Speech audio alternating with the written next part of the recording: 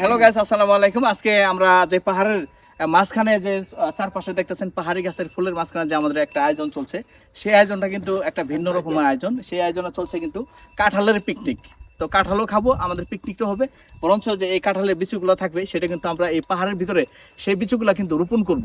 আর সেই বিচুগুলো রোপণ করার পরে যে গাছ হবে, সেই গাছ থেকে কাঁঠাল হবে, সেই কাঁঠালগুলো যাতে পাহাড়ের বন্য হাতিগুলা খেতে পারে, তার জন্যই মূলত আমাদের এই আজকের উদ্যোগটা। যেহেতু পাহাড়ে গাছপালা কম থাকায় পাহাড়ের বন্য হাতির খাওয়া দাওয়া কিন্তু কম, তার জন্য কিন্তু আমাদের সেই ব্যবস্থাটা।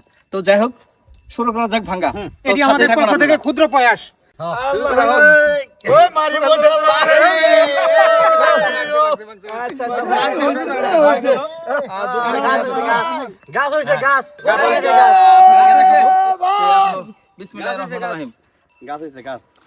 অনেক একটা সুস্বাদু কাঁঠাল, যে কাঁঠালটা আসলে এখন কিন্তু কাঁঠালের শেষ সময়। কাঁঠালে কিন্তু বিচু হয়ে গেছে। এই বিচুগুলা কিন্তু আমরা রোপণ করবো এখানে। পাহাড়ের কাঁঠাল মানে সুস্বাদু কাঁঠাল, যে কাঁঠালের স্বাদের কোনো বিকল্প নেই। আসলে নামার কাঁঠাল আর পাহাড়ি অঞ্চলে পাহাড়ের কাঁঠালগুলো কিন্তু অনেক ব্যবধান। এটা একটা খাইতে খুব সুস্বাদু হয়, এবং কি এটার যে একটা ফ্লেভার, এই ফ্লেভারটা কিন্তু অনেকটা সুন্দর একটি ফ্লেভার। কিন্তু খাওয়ার উপযোগী হইতো না। যদি দেখায় দেখেন আসলে অনেক সুন্দর একটি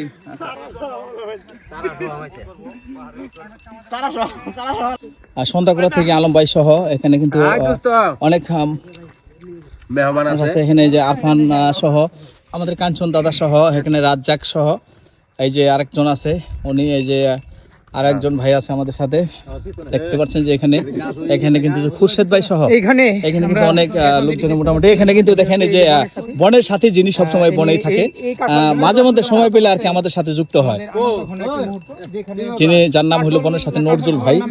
তো যাই হোক, কাঁঠালটা দেখাবো যে আসলে কাঁঠাল তো আসলে সব জায়গার কাঁঠাল খাইছেন, কিন্তু আমাদের পাহাড়ি অঞ্চলের কাঁঠাল কি অনেকে হয়তো খেয়েছে, অনেকে হয়তো খায় নাই। তো দেখ রোপণ করবে সেটি কিন্তু আমরা যাতে বন্য প্রাণীর খাবার হয়, সেটি তাদের আমাদের সবারই মূল লক্ষ্য, যাতে হাতি মানুষের দ্বন্দ্ব সেটি কিছুটা লাঘব হয়। কাঞ্চন ভাই, কিছু বলার থাকলে আপনি বলতে পারেন। ভাই, আমরা যারা কন্টেন্টের প্রয়োজনে হোক, বন দেখার প্রয়োজনে হোক, মানসিক প্রশান্তির জন্য হোক, আমরা যারা বনের ভিতর আসি সবসময় শুধুমাত্রই আসি, কিন্তু আমি যারা আসে তাদের উদ্দেশ্যে বলতে চাই, আপনারা যখন আসবেন সাথে একটা ফল নিয়ে আসতে পারেন। এই ফলের বীজগুলো এই জায়গায় ফেলে রেখে গেলে এই ফল থেকে হয়তো একটা বা এই বীজ থেকে একটা গাছ রূপ হইতে পারে। ওই গাছ থেকে কিন্তু আপনারা যদি পরবর্তী সময় 10 বছর পর যদি আসেন, যে একটা গাছ পাইলেন, আবার সেই গাছ থেকে আপনারা ফল খেতে পারছেন, আপনার যদি মনে হয় যে আপনার লাগানো গাছ থেকেই এইরকম একটা ফলটা আসছে, তখন আপনার যে ভালোটা লাগবে, আপনি সারা জীবন বন ঘুরেও এই সুখটা পাবেন না। তো আমাদের স্বপ্নটা হচ্ছে কি, এই এতগুলো যে আমরা যে বীজ লাগিয়ে যাব, এখান থেকে যদি 5টা গাছও যদি হয়, তখন দেখা যাবে যে বনের যে বন্যপ্রাণীরা আছে তারাও এটা খাইতে পারবে। আবার আশেপাশের আমরা যারা আসছি, বনের ভিতর আসলে হয়তো আমাদের ক্ষুধা নিবারণ করা সম্ভব হবে।